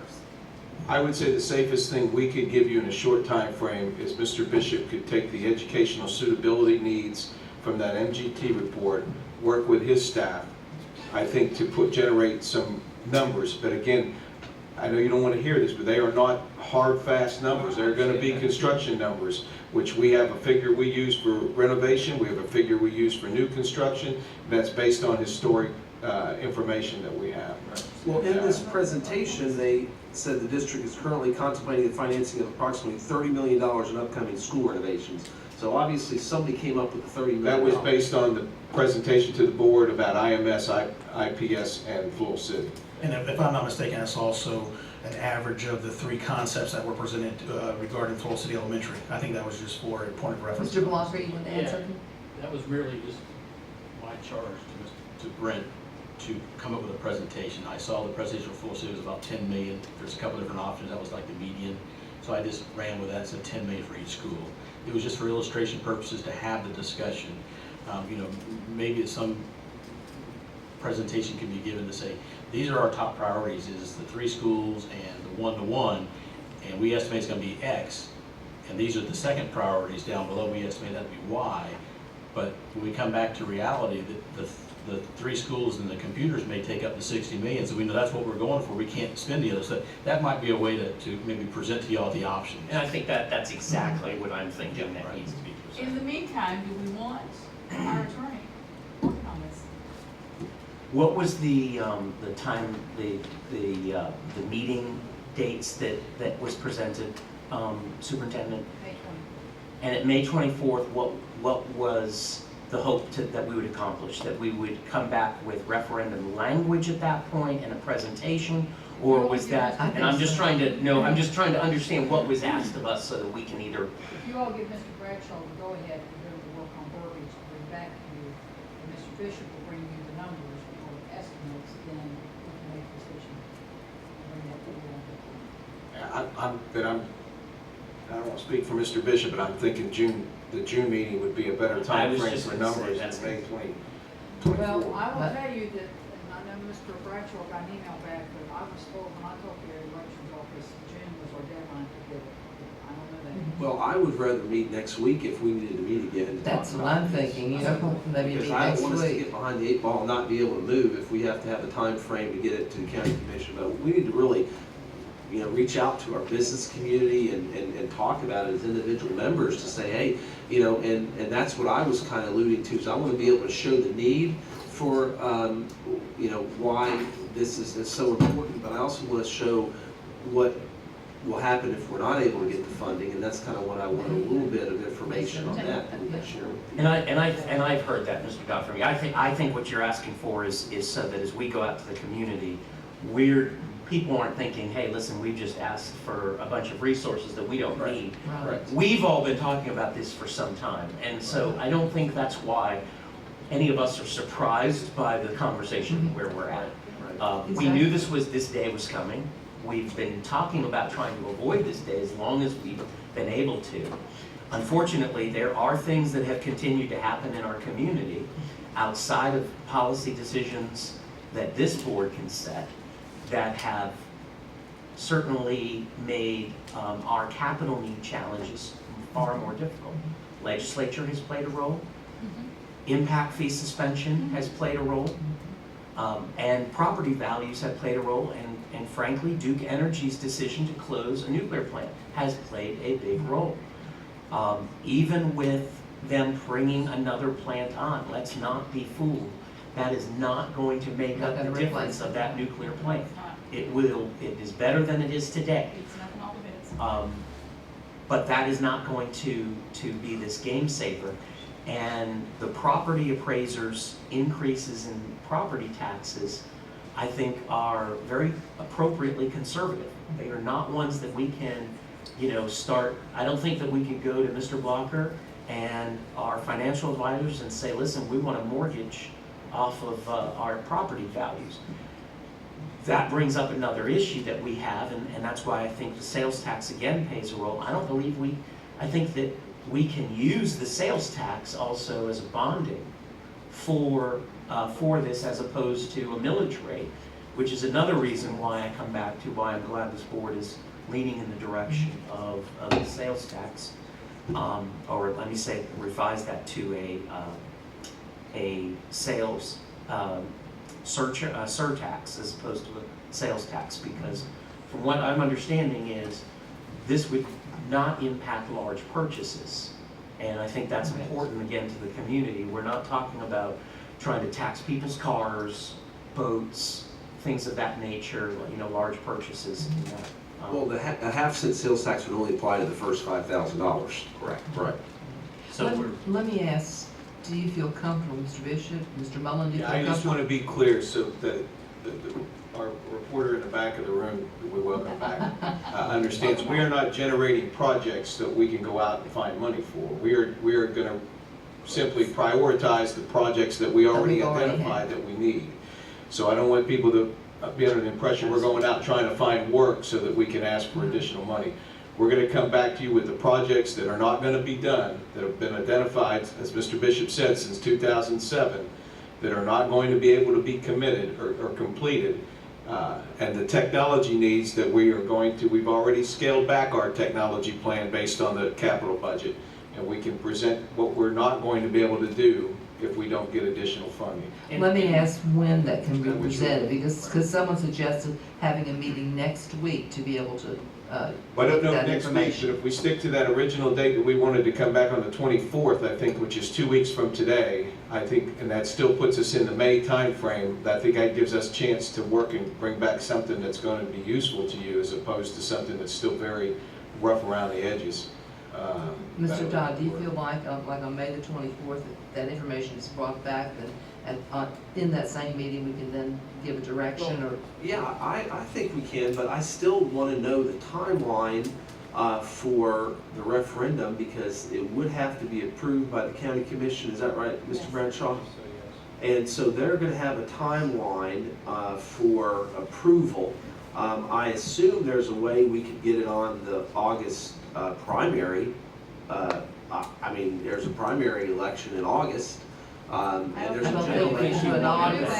No. Well, that would be an option that we don't really know what the timeline is for. I mean, we don't. The August primary is going to be your date closer to you than to the supervisor. Oh, definitely will.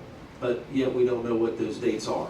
So that's what I'm saying. I would like to know. We'll put together a timeline that shows you what advance notice the Board of County Commissioners needs to put it on their agenda for approval, and then when it has to go to the supervisor election. We'll put together 2 timelines.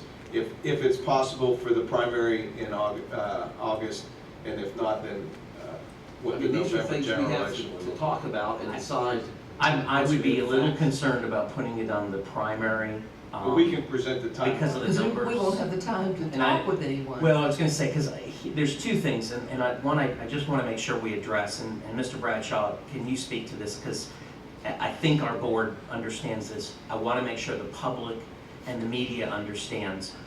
We are not needing to seek the Board of County Commission's approval of what we're asking.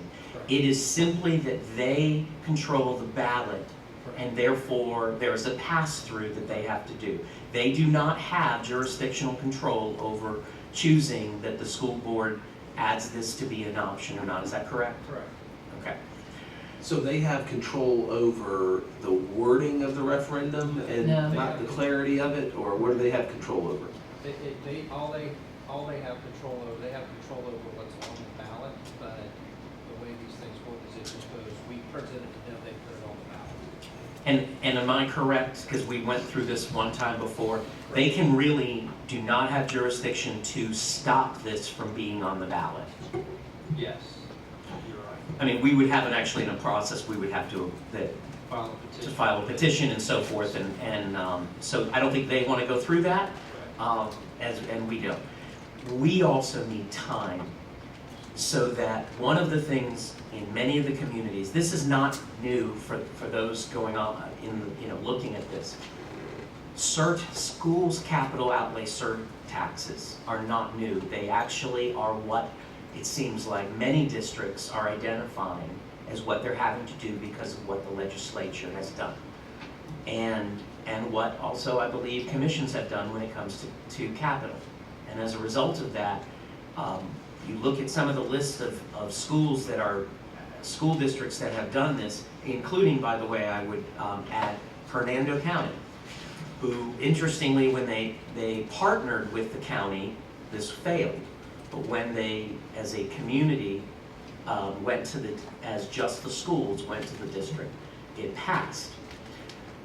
We need time to be able to talk to our community and educate our community as to why this is to continue the superior school district that we have. We have talked about, we have an obligation to this community.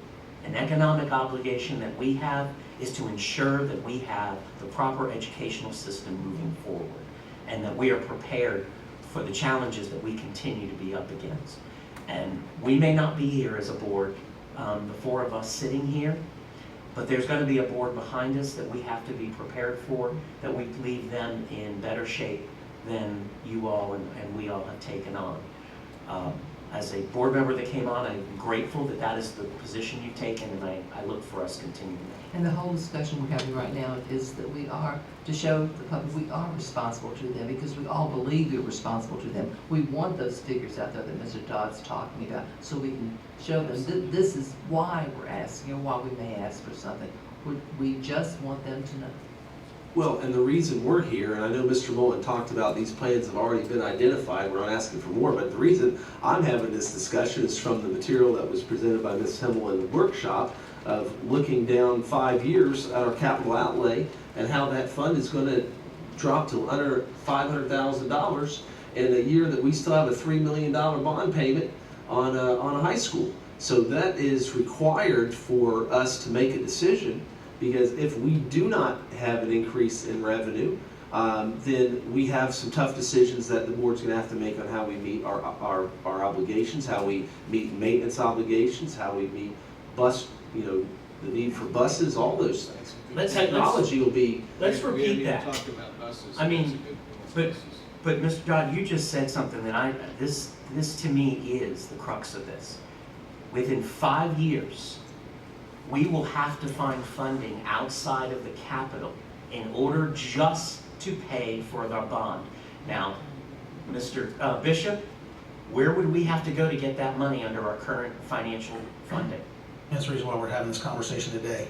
And reality is we have to go to the general fund. And as soon as that happens, there's going to be a negative impact to students and staff. I mean, make no mistake about it. And we're talking about over $3 million Yes, sir. for our bond payment. That's a huge hit. But it also goes above and beyond that as well, because we do, as we stated earlier, we pay all of our maintenance staff salaries out of that capital fund. So yes, we'd have to go get $3 million to pay the bond, but we also have to figure out, we have to hit the general fund to pay those salaries for our maintenance staff as well. I know that again, this board knows this, but for those that we're going to need to educate, the question is, well, didn't you see this coming? Yes, we have continued to see this coming. We've continued to scale back, but what the public needs to continue to understand, what those that have been out there making this decision, we have lost, as Ms. Bryant's continued to say, $40 million. $40 million in under the amount of, in about half the amount of time that we're needing to now go back and collect some of that money back. We've only been able to survive continuing this district the way it is through reserves, through scaling back on our capital dollars, through continually making prudent decisions, and very conservative, and at the same time, we are a community that has very high needs with the amount of economically disadvantaged households, and particularly children, that we end up having to fund a lot of needs. Mr. Kennedy, you're not counting on Tallahassee? No, ma'am. And I think it's important to point out, we are not the only school district that is struggling to find out how to fund capital. Many of them have already taken the approach that you're talking about taking and have gone out for additional revenues, because that's just it. You can't count on the legislators. Well, as we're looking here, there's a lot of districts that are. In fact, you know, Citrus is one of the fewer districts, or one of the districts that don't have additional funding. We do not have an additional millage rate. I would remind this board, Marion County has an additional millage rate, an additional entire mill. We collect 1.5, they collect 2.5. That's an enormous amount of money. Hernando, and by the way, Marion County is looking to reinstitute impact fees. Hernando has a half-penny sales tax, and they're reintroducing impact fees. Citrus does not have any of that.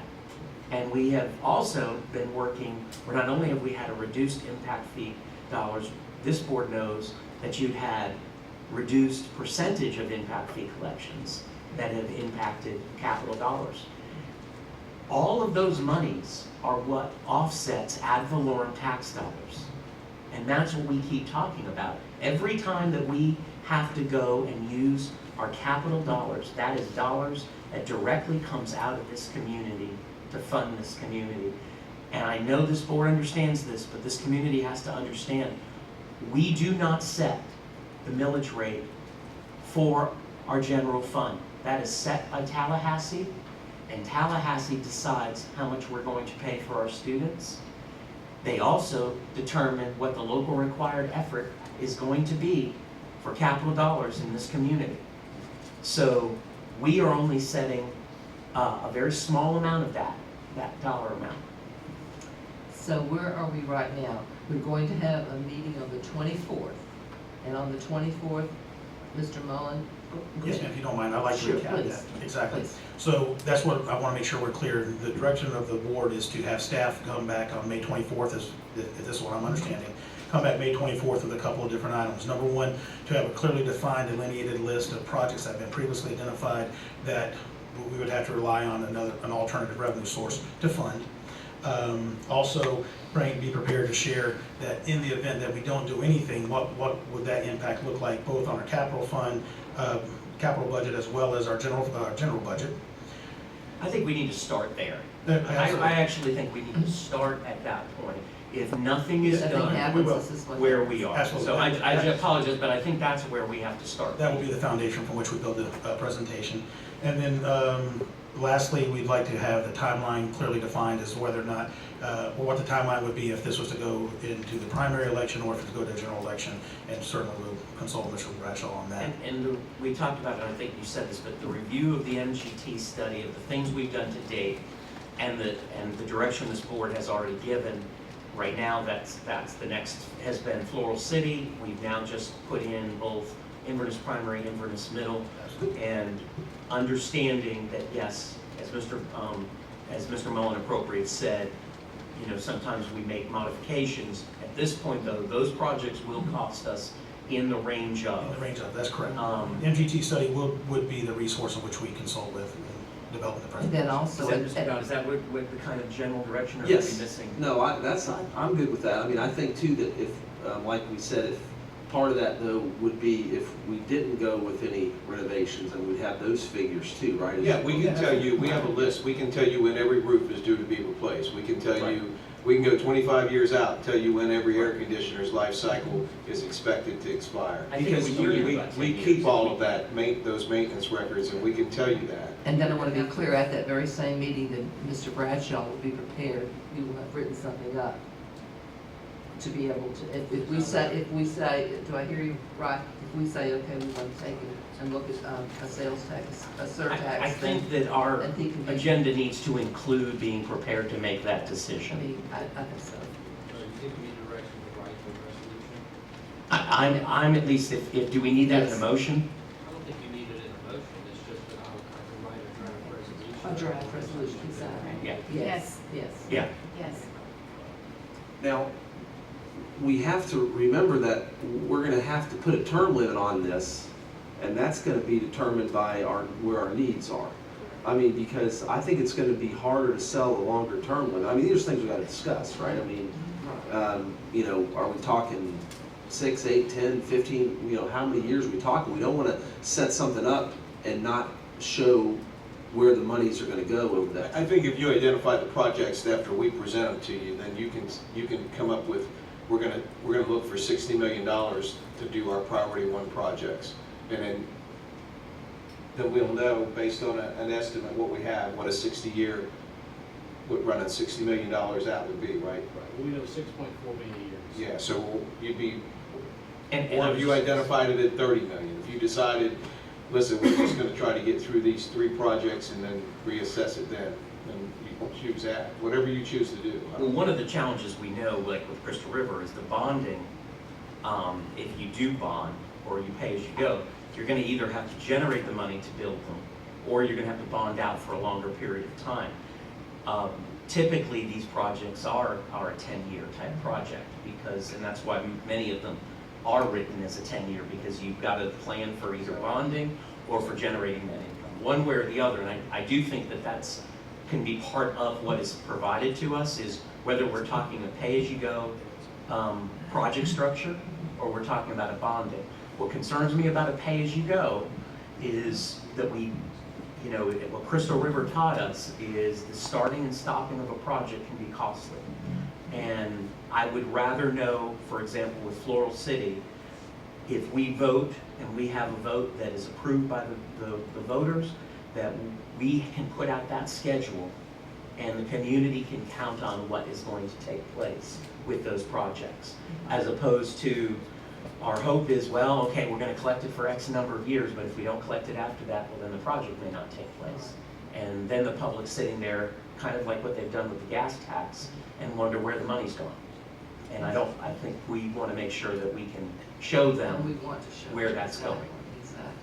Well, I have a difficult time with raising taxes. I have an easier time by saying that we're allowing the voters or citizens to raise their own taxes, because that's what they would be doing, is they would be agreeing with the needs of the school district to pass a sales tax.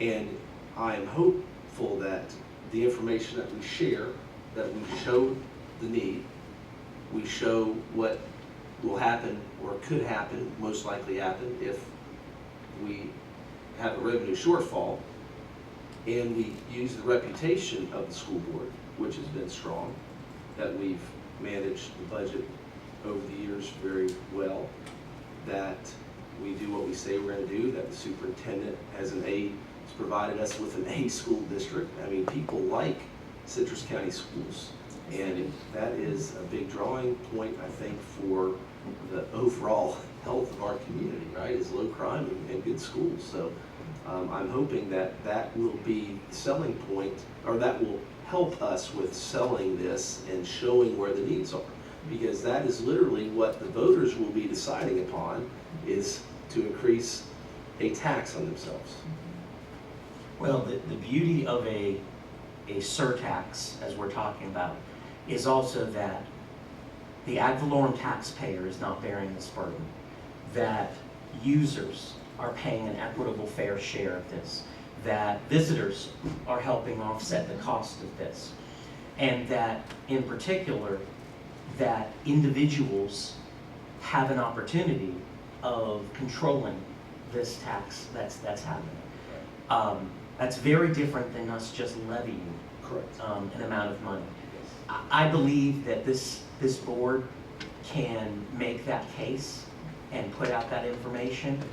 But I would also like us to inquire with our foundation. I would like to inquire with the chamber, with our other business organizations, to say, please step forward for our school system as you always have. This is not new. This is not new to the conversation that we've known has been coming. The question has always been a matter of timing and a matter of trying to make the best decision out there for our students and for the ad valorem taxpayer. Can we go ahead and then conclude that we're going to meet on the 24th of May, and only the time is 9 a.m.? I have a scholarship presentation at Forest Ridge Elementary at 9 that I've committed for. Is there any way we can do it at 10? At 10 a.m. on the 24th, we'll be meeting. That'd be great. Okay. And now we'll move on to see what else is on the agenda. That was a great discussion. That's a great discussion.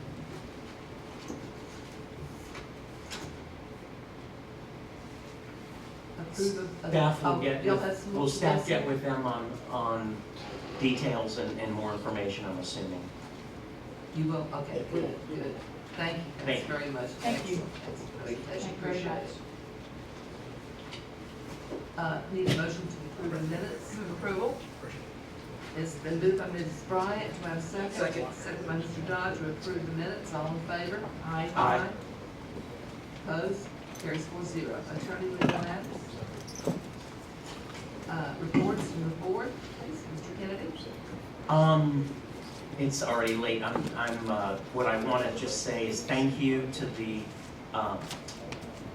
for the recent Golden Citrus Awards. I want to thank the Citrus County Educational Foundation, the Chamber, Superintendent Hemmel, and this board for their generosity. One of the highest number of scholarships was given this year to the Golden Citrus Scholars. It just continues to improve, and I'll tell you, we saw a lot of the repeat kids last night and the last couple nights, so just thank you for your continual support. I shared about Camp Citrus, but again, I just have to say, there was a lottery. It selected 90 kids, 30 kids each week. The majority of them are coming from Citrus County, but we do have kids coming from Marion and Hernando. Swift Mud provided grants. There was 43, I apologize, requested financial aid. $14,000 in donations came in. It's going to cost about almost $13,000 for that, so they already have seed money for next year. And they have 22 kids on the waiting list. It was so popular. So I'm very excited about that. And again, Mr. Olson has done just a fabulous job pulling all that together. And my daughter is not on scholarship, but will be heading out there for one of the weeks as well. I think she got one of her first applications in. So that's it. Yeah, it's an exciting time of the school year. We see students preparing to graduate as we go to senior awards banquets. I would like to say, in addition to Mr. Kennedy talking about the Golden Citrus Scholars and all the scholarships that are out there, we see a lot of our students who are committing to the military, and that's always a really neat thing to see the excitement there and the amount of applause in the audience when we see these kids that are signing up to join various branches of the military. And our recruiters do a great job, and several of our presenters for scholarships are veterans and veterans organizations. And so that is just kind of a real nice time to see all that take place. Of course, Teacher and Staff Appreciation Week, I take part in some of that. We appreciate the work of our teachers and our staff. They are really what help make this district run as smooth as it is and be as successful as it is. And there was a lot of great events last week. I won't go into those. And then the last thing is Peace Officer Law Enforcement Memorial Day is this Sunday, May 15th, 10 o'clock. They're having a program at the Sheriff's Office down here at the Cooter Pond Park, I guess is what it's called. So, thank you. Mr. Dodd, I did verify from Dr. Connors yesterday, Crystal River earned $3.5 million in scholarships. Okay. I think I heard last night that Citrus High got $3.3 million. Okay. Citrus High They're still earning. They're still earning. That's right. We'll have to get a final We are count. too. Yeah, absolutely. Thank Yeah. you. So tell me about the 15th again. This Sunday is Peace Officer Memorial Day, and it is a program that the Sheriff's Office, and it's really sponsored by NARLEO, the National Association of Retired Law Enforcement Officers. They do a nice program every May 15th. This year it lands on a Sunday, and it will be at the Inverness Cooter Pond Park, which is right next to the Sheriff's Office, right Okay, there. what time? At 10 o'clock. Okay. Yes, I'm a little disappointed it has to be there in the church hour, but it is that time every year, so it just falls on Sunday. Well, May 15th was not on Sunday. Whenever May 15th is. May when it 15th, I is. believe, is when it is every year. I'm pretty sure on that. Maybe, may not be It is this year. I was just gonna say thank you to our staff, and teacher appreciation. All the people in the community just came out and really gave to our teachers, so thank you so much. Just wanted to remind everyone that Friday, this coming Friday, 10 o'clock, the YMCA is having the grand opening. Thursday night, we'll be going to Lecanto High School for the award ceremony at Curtis Beach. Okay, the Friday is the 20th, right? Right, the 20th. Oh, That's what I said. Oh, You said this Friday. Oh, sorry, Friday the 20th, I'm sorry. 20th, okay. This coming. Don't trick me. This coming. This coming Friday is the 12th. No, I always say this coming for Friday. Okay, fine. Okay. That's Southern. That's Southern. And practical nursing WTC Thursday, May the 26th, 7 p.m.